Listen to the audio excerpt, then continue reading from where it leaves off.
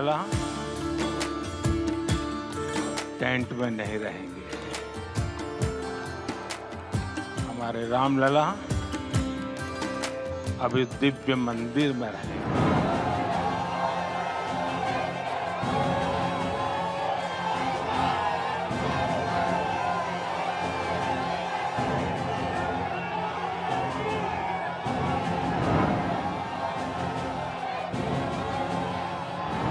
मोदी है तो मुमकिन है, आज मोदी है तो मुमकिन है, ये केवल भारत का नारा नहीं बल्कि वैश्विक नारा बन चुका है।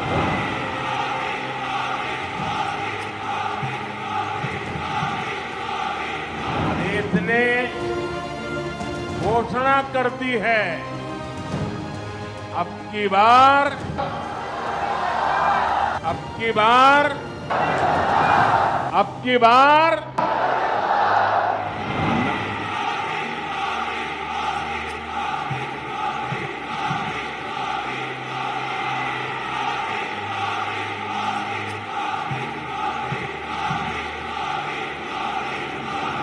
ऐसे पावन दिन हरियाणा में तीसरी बार लगातार कमल खिला है।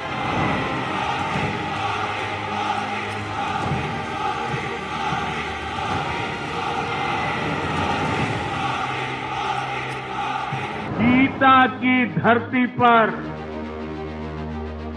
सत्य की जीत हुई है।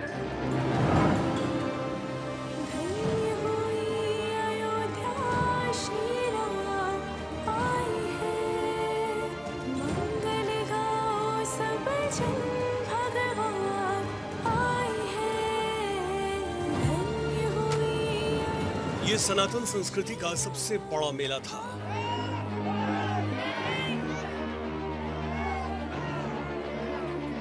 यहां से निकली लहर में बीजेपी चुनावी रथ में सवार थी। जय श्री राम के नारों से देश का कोना कोना गूंज रहा था और इस गूंज में बीजेपी को प्रचंड जीत सुनाई दे रही थी। सियावर रामचंद्र की जय, सियावर रामचंद्र की। इस साल की शुरुआत प्रधानमंत्री मोदी के लिए राम मंदिर के प्राण प्रतिष्ठा कार्यक्रम से हुई थी। ये ऐतिहासिक लम्हा लोगों की धार्मिक भावनाओं के लिहाज से सबसे महत्वपूर्ण था। इसके अलावा सियासी तौर पर भी इसके मायने अलग ही निकाले गए। जो राम को लाए हैं, हम उनको लाएंगे दुनिया में। ऐसा कहा जाने लगा कि पीएम मोदी अब हिंदुत्व की लहर पर सवार होकर लोकसभा चुनाव में अब प्रत्याशित जनादेश हासिल कर लेंगे। उसी हौसले की वजह से उन्होंने नारा दे दिया, अब की बार 400 पार। लेकिन कांग्रेस वाले भूल जाते हैं कि जितनी गाली देंगे 400 पार का संकल्प उतना ही मजबूत होगा। ये जितना कीचड़ फेंकेंगे 370 कमल उतने ही शान से खिलेंगे। कहा गया कि बीजेपी अपने बलबूते 370 का आंकड़ा छू लेगी और सहयोगियों की बदौलत 400 पार। ये हुंकार मोदी के चेहरे पर भरी जा रही थी। 400 पार का संकल्प उतना ही मजबूत। पीएम मोदी का जो अंदाज पिछले 10 सालों में लोगों ने नहीं देखा था, वो अप्रैल लोकसभा चुनाव की वोटिंग शुरू होने के बाद हर रैली में दिखाई देने लगा। पीएम मोदी कुछ ऐसे मुद्दों को उठा रहे थे जिनको हिंदू मुस्लिम के चश्मे से देखा जाने लगा। थोड़ा बहुत जहर गहना जो रखा होगा, ये सपा कांग्रेस की सरकार आई तो उस पर डाका डालेगी।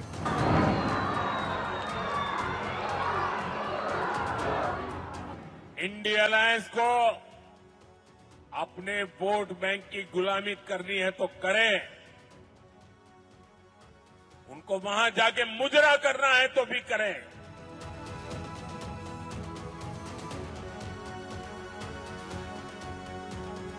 मोदी घर घर पानी पहुंचा रहा है।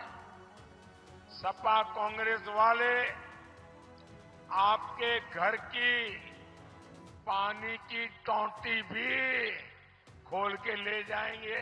ऐसे बयानों से प्रधानमंत्री मोदी न सिर्फ सियासी सुर्खियां बटोर रहे थे, बल्कि अपनी छवि को सामने रखकर विपक्ष को खुली चुनौती दे रहे थे कि मोदी है तो मुमकिन है, लेकिन मोदी है तो मुमकिन है।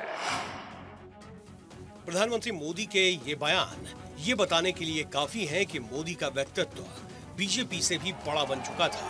वो अपनी लोकप्रियता के शिखर पर बैठकर सियासत को मथ रहे थे।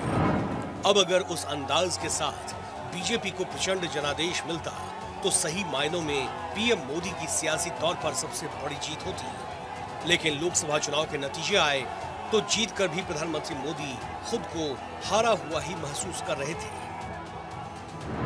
मैं नरेंद्र दामोदर दास मोदी। उसका कारण ये था कि नारा 400 पार का दिया, लेकिन खाते में सिर्फ 240 सीटें आई। तीसरी बार केंद्र में सरकार तो बनाई, पर मोदी सरकार की जगह एनडीए सरकार ने ले ली। फिर एक बार, फिर एक बार, फिर एक बार, तीसरी बार मोदी सरकार। मैं नरेंद्र दामोदर दास मोदी। फिर बोले एनडीए सरकार की बार एनडीए सरकार। ये बदलाव इसलिए दिखाई दिया क्योंकि बीजेपी को पूर्ण बहुमत जनता ने नहीं दिया। आज अगर मोदी सरकार को संभाले रखने में नीतीश कुमार ने एक कांधा पकड़ रखा है, तो दूसरी तरफ चंद्रबाबू नायडू, जिस पर विपक्ष अक्सर तंज करता है कि ये वैशाखी वाली सरकार है। तुम्हारी खुद की सरकार नहीं है, दो पैर लगा लिए हैं, एक टीडीपी की पैर, दूसरा ये नीतीश का पैर, दो पैरों में ठहरे हैं ये। खैर, ये चर्चा लोकसभा चुनाव के बाद आम रही है, क्योंकि पीएम मोदी खुद के लिए और बीजेपी के लिए जो टारगेट फिक्स किया था, वो न मिलने से विपक्ष उसमें खुद की मोरल विक्ट्री देख रहा था। सबसे बड़ा बदलाव राजनीतिक गलियारों में आया। जो कांग्रेस 2019 में आधी सीटों पर खड़ी थी, वो कांग्रेस दोगुनी सीटों के साथ सामने थी। सोचिए, कांग्रेस तीसरे कार्यकाल में हार चुकी थी, लेकिन ऐसा लग रहा था जैसे कांग्रेस के सामने चुनौतियां कम और बीजेपी के सामने ज्यादा है। समय गुजरता गया और संसद सत्रों की शुरुआत हुई। सरकार की तरफ से कई बड़े विधेयक लाए गए। कम बहुमत की वजह से कई बार सरकार को पैर पीछे खींचना पड़ा। कई विधेयक जेपीसी के हवाले करने पड़े, जैसे वक्फ संशोधन विधेयक। अगर किसी कमेटी में जाना है, हम सर अपने सरकार की ओर से हम पक्ष रखना चाहते हैं कि ज्वाइंट पार्लियामेंट्री कमेटी गठन करके इस बिल को रेफर किया जाए और फिर ऑल पार्टी अपने संख्या के हिसाब से वहां पे विस्तार से चर्चा करें, क्योंकि उन्होंने कभी खोला ही नहीं। बाकी मैंने आज में वन नेशन वन इलेक्शन, जो शायद पिछले 10 सालों में किसी ने नहीं सुना था। ऐसे में लगने लगा था कि इस बार ये पुराने वाले सशक्त मोदी नहीं है। लेकिन फिर सियासत ने बीजेपी और पीएम मोदी को पासा पलटने का मौका दे दिया। दस्तक दिया हरियाणा विधानसभा चुनाव ने। हमारे दलित ओबीसी साथियों को भड़काने की कितनी ही कोशिशें हुई, क्या क्या प्रपंच नहीं किए गए, लेकिन इस समाज ने भी इस षड्यंत्र को पहचाना और कहा कि वो देश के साथ है, भाजपा के साथ है। हरियाणा को लेकर जितने भी ओपिनियन पोल आए, उन्होंने कांग्रेस की सरकार बनाने का दावा किया। लेकिन बीजेपी की रणनीति, सैनी के ओबीसी चेहरे और पीएम मोदी के विजन ने ऐसा कमाल किया कि कांग्रेस के हाथों से जीती हुई बाजी छिन गई। इस जीत ने पीएम मोदी को कॉन्फिडेंस बूस्ट दिया। गीता की धरती पर सत्य की जीत हुई है। गीता की धरती पर विकास की जीत हुई है। गीता की धरती पर सुशासन की जीत हुई है। हर जाति, हर वर्ग के लोगों ने हमें वोट दिया है। हरियाणा में मिली जीत ने बीजेपी को एक बार फिर से चुनावी मोर्चे पर जीत का स्वाद चखा दिया।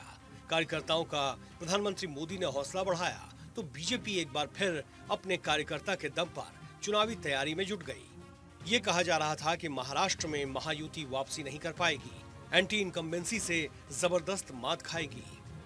तब पीएम मोदी ने फिर से मोर्चा संभाला, योगी के बटेंगे तो कटेंगे वाले नारे को सहारा देते हुए। सभी नेक रहेंगे, बटेंगे तो कटेंगे। प्रधानमंत्री मोदी ने एक है तो सेफ है वाला दांव चला। हमें हमारी एकता को ही देश की ढाल बनाना है। हमें याद रखना है, अगर हम बटेंगे तो बांटने वाले महफिल सजाएंगे। प्रधानमंत्री मोदी के इस बयान ने महाराष्ट्र की सियासी फिजा को बदल दिया। महाराष्ट्र में विरोधियों को पता भी नहीं चला कब उनके पैरों के तले से सियासी जमीन खिसक गई। बीजेपी के साथ एक बार फिर से मतदाता जुड़ा। ऐतिहासिक जनादेश महायुति को मिला। सीटों का आंकड़ा 200 पार चला गया। इस जीत ने पीएम मोदी का विश्वास 7वें आसमान पर ला दिया। महाराष्ट्र में सुशासन की जीत हुई है। महाराष्ट्र में सच्चे सामाजिक न्याय की विजय हुई है।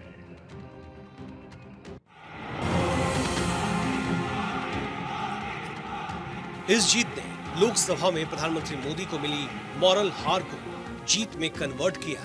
लोगों के बीच एक बार फिर से संदेश गया कि मोदी इज बैक।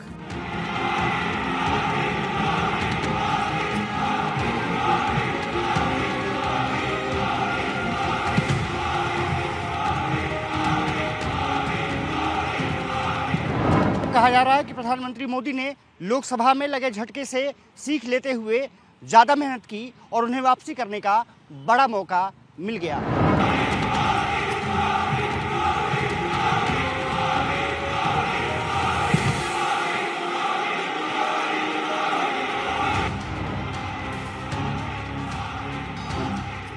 उसी वापसी का नतीजा है कि फिर से देश उनके नेतृत्व में कुछ बड़े रिफॉर्म होते देख सकता है।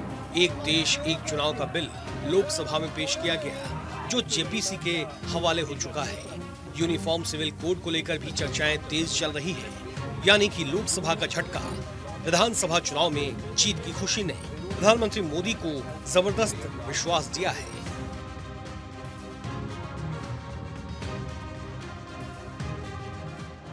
इस विश्वास को शायद हार कर जीतने वाले को बाजीगर कहते हैं और सियासत में हारी हुई बाजी पलटने वाले को मोदी कहते हैं।